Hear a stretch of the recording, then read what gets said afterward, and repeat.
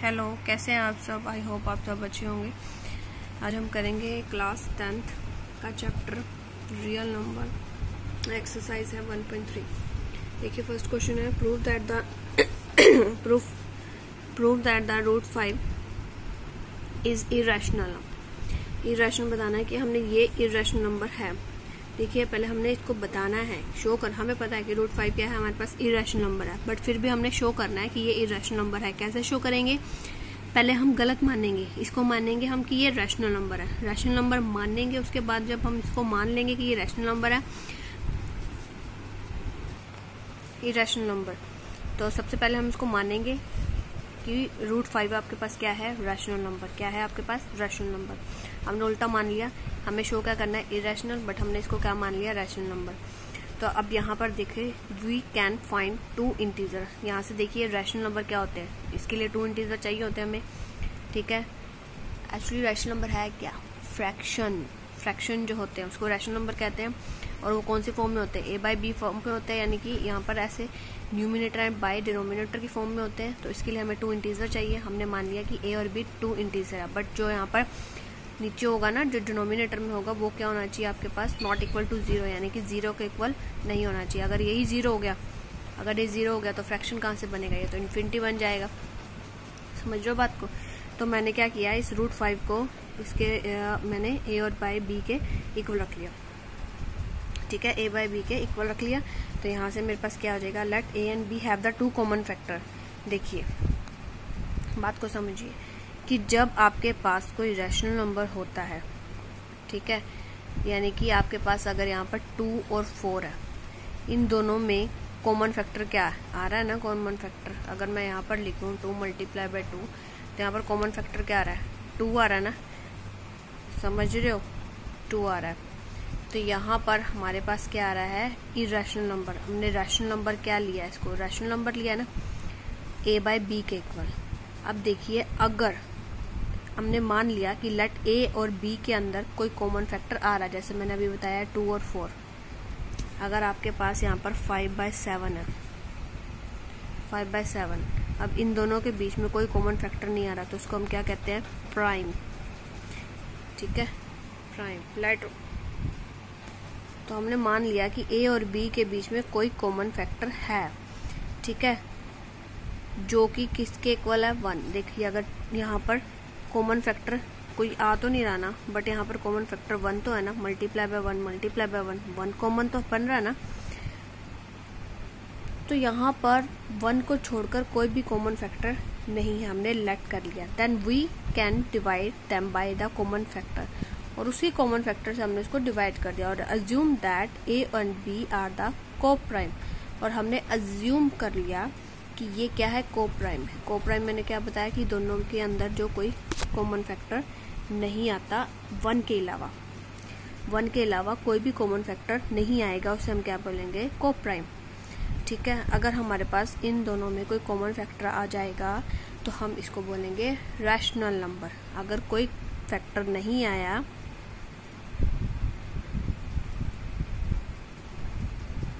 ठीक है, तो इसको हम प्राइम बोलेंगे, को प्राइम। ठीक है, ये हमने सारा कुछ लेट कर लिया कि ए और बी के बीच में 1 के अलावा कोई भी फैक्टर नहीं है, कोई भी कॉमन फैक्टर नहीं है, ये हमने अज्यूम कर लिया। ठीक है, क्लियर, 1 के अलावा कोई को फैक्टर नहीं है, कोई भी फैक्टर नहीं है, तो ये क्या होगा, को प्राइम होगा। अब यहाँ से देखिए जरा ए, अब देखिए यहाँ पर A root 5 equals to A by B था, मैंने क्या किया, इस बी को इसके साथ मल्टीप्लाई कर दिया। जब ये बी इसके पास गया, रूट के पास, तो रूट 5b हो गया, रूट 5b, और यहाँ पर अकेला a रह गया। ठीक है, तो a की वैल्यू कितनी आ गई मेरे पास, a इक्वल्स टू 5b। ठीक है, तो यहाँ से मैंने क्या किया, स्केयरिंग बोथ साइड की दोनों साइड स्केयरिंग कर दी, इसका स्केयर कर दिया, इसका स्केयर कर दिया। देखिए जब इसका स्केयर होगा तो इसका स्केयर से रूट कैंसिल होकर 5 हो गया, और इसका क्या बनेगा, b का स्केयर। अब यहाँ पर रूट 5 और b का दोनों का स्केयर था। ठीक है, तो यहाँ पर देखिए रूट 5 का स्केयर और b का स्केयर अलग हो गया, तो रूट 5 का स्केयर मेरे पास क्या बना, ठीक है, रूट 5 का स्केयर से ये रूट कैंसिल हो गया तो मेरे पास सिंपल 5 रह गया और ये क्या आ जाएगा b का स्क्वायर, तो 5b स्क्वायर ये आ गया। अब नेक्स्ट देखिए, अब कह रहा है a square is divisible by 5। हाँ है, अगर मैं यहाँ से देखूँ कि ये जो a स्क्वायर है वो किससे, यहाँ पर मैं 5 ले जाऊँ तो डिवाइड हो रहा है, हाँ हो रहा है भाई, ठीक है 5 से डिवाइड हो रहा है। And it can be said that a is divisible by 5। हाँ अगर a स्क्वायर डिवाइड होगा तो a ऑब्वियस है a भी डिवाइड होगा, ठीक है। तो यहाँ से देखिए, अगर मैं यहाँ से ये वाला 5 उठा के इसके नीचे ले जाऊँ, डिवाइड कर रहा है ना a स्क्वायर को, अगर a स्क्वायर को डिवाइड कर रहा तो a को भी डिवाइड करेगा।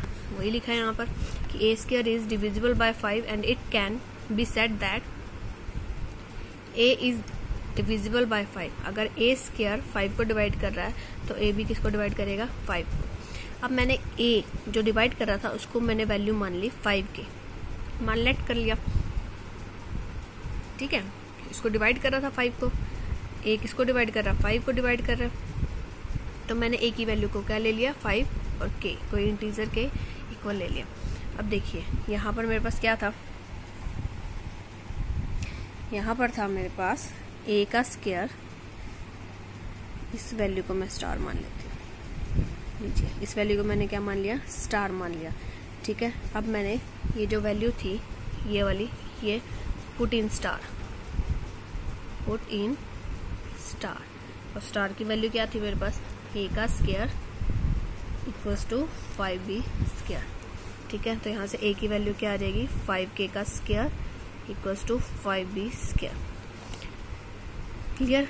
तो यहाँ से मेरे पास देखिए ये बन गया मेरे पास 25k का square equals to 5b square, ये आ जाएगा मेरे पास 25/5 k का स्क्वायर इक्वल्स टू b कल्ला रख दिया मैंने, 5 डिवाइड कर दिया, ये 5 से 5 डिवाइड हो गया तो मेरे पास आ गया 5k का स्क्वायर इक्वल्स टू b का स्क्वायर, ये है ना b square equals to 5k square, ये आ गया। अब कह रहा है इसका मतलब है कि 5 जो है b को भी डिवाइड कर रहा है, अगर 5 b को डिवाइड कर रहा है, अगर 5 डिवाइड कर रहा है b स्क्वायर को, सॉरी b स्क्वायर को 5 डिवाइड कर रहा है तो वो b को भी डिवाइड करेगा, सिंपल सी बात है। पहले a कर रहा था अब b कर रहा है भाई, दोनों आ गई, बट ये तो कॉन्ट्राडिक्शन आ गई कि दोनों में हमारे पास कॉमन फैक्टर क्या आ गया, 5 आ गया, बट आना तो क्या चाहिए था, 1 आना चाहिए था, तभी तो हम करते ना इसको, तभी तो हम मानते। तो ये तो हमने क्या माना था, इस फैक्ट में क्या आ गया, कॉन्ट्राडिक्शन आ गई। कॉन्ट्राडिक्शन क्या आ गई कि a और b आर द को प्राइम, हमने क्या माना था, को प्राइम, बट ये तो को प्राइम निकले ही नहीं, इसके बीच में कॉमन फैक्टर क्या आ गया, 5 आ गया। तो आवर सपोजिशन इज रॉन्ग, तो root 5 is a irrational number. अब इस क्वेश्चन में आपने क्या करना है, जो आपके पास दिया हुआ है कि ये इज अ इरेशनल नंबर, आपने पहले रैशनल नंबर मानना है, उसके बाद आपने उसको ये बताना है कि जो हमने ये रूट 5 लिया है, a और b जो हमने रैशनल नंबर लिया, इन दोनों के बीच में कोई कॉमन फैक्टर नहीं आ रहा। अगर कोई कॉमन फैक्टर आ जाता है तो हमारा जो हमने माना है वो गलत हो जाएगा और हमारा आंसर क्या होगा, इरेशनल नंबर। क्लियर, ठीक है। ऐसे ही आपके पास ये वाला क्वेश्चन है। अब इसमें 3 ऐड हो गया, करना वही है, a बाई b लेना है, ठीक है। 3 को उठा के इसके पास ले जाइए, ठीक है। उसके बाद रूट 5 ऐड, हमेशा आपने यहाँ पर जो भी स्टेटमेंट होगी उसको अकेला ही रखना है, आपने अकेला रखना है। यहाँ पर 2 इसको डिवाइड कर दो, ये वाली स्टेटमेंट आ गई, सेम वही है, a और b इंटीजर लेंगे। अब ये जो है आपके पास क्या है, ये रैशनल नंबर है, ठीक है। तो रूट, अगर ये रैशनल नंबर है, अपोन में आ रही है ना, ये रैशनल नंबर है, ठीक है, अपोन में आ रही है, ठीक है, क्योंकि आपके पास रैशनल नंबर क्या होता है, a बाई बी होता है ना रैशनल नंबर, ठीक है, a बाई बी होता है। तो यहाँ से आपके पास क्या है, ये क्या है आपके पास रैशनल नंबर है। अगर ये रैशनल नंबर है, अगर ये रैशनल नंबर तो ये भी रैशनल नंबर होगी, ऑब्वियस है, इक्वल का साइन है ना, कि अगर ये रैशनल है ये भी रैशनल है तो दोनों रैशनल होगी। पर ये हमने, ये तो हमारे पास कॉन्ट्राडिक्शन आ गई, हमने माना क्या था इसको, ठीक है, ये हमें माना क्या था, हमने माना क्या था इसको रैशनल, बट ये आ क्या गया, सॉरी हमने माना क्या था, रैशनल नंबर माना था, बट ये आ क्या गया, इरेशनल। तो ये आवर सपोजिशन इज रॉन्ग, ठीक है। तो आवर सपोजिशन इज रॉन्ग, तो ये क्या हो जाएगा, इरेशनल। बड़ा ध्यान से देखिए जरा क्वेश्चन, हमने इसको प्रूव करना है इरेशनल नंबर।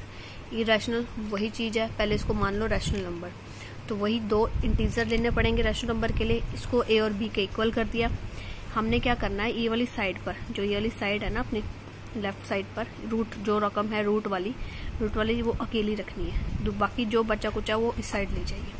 अब यहाँ पर इस साइड में क्या है, ए और बी दो इंटीजर है। अब ये चीज 1/2 में आ रही है ना, तो ये क्या रैशनल है। अगर ये रैशनल बन रही है तो ये ऑब्वियस है भी रैशनल होगा।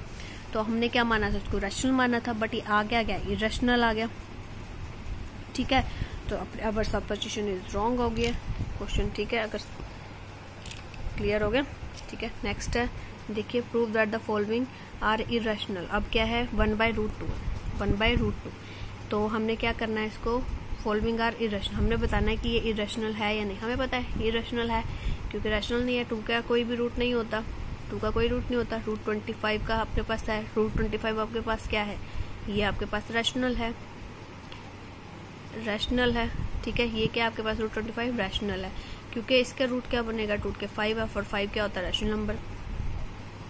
तो इसी तरह अगर हम पे 26 लेते हैं, 26 क्या है इरेशनल नंबर। ठीक है, इरेशनल नंबर है, क्योंकि 26 को कोई तोड़ ही नहीं है। ठीक है, तो यहाँ पर हमने शो करना है 1/√2 इज अ रैशनल।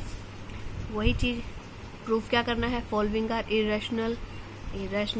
तो हमने लेट क्या कर लिया, उल्टा लेट कर लो, जो भी दिया हुआ है उसके ऑपोजिट लेट कर लो, ये रैशनल मान लिया। We can find the 2 integer. अब यहाँ पर भी आपके पास 2 इंटीजर लेनी है आपने।